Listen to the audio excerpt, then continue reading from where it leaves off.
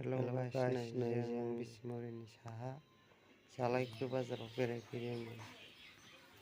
नायलां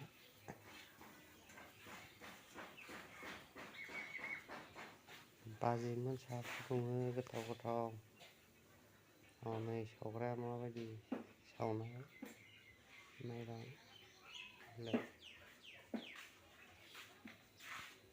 गरम गरम सिंग्रा गरम गरम साहा नै उदासि एवदों नायलां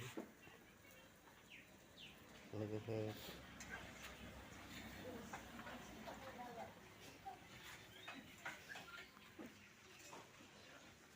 जालायखो बाजार नै बेनो एकदम बिसमुरिनि साहाथार बारा गोजान नङा आरो 2 माइलसो जागोन गोजान।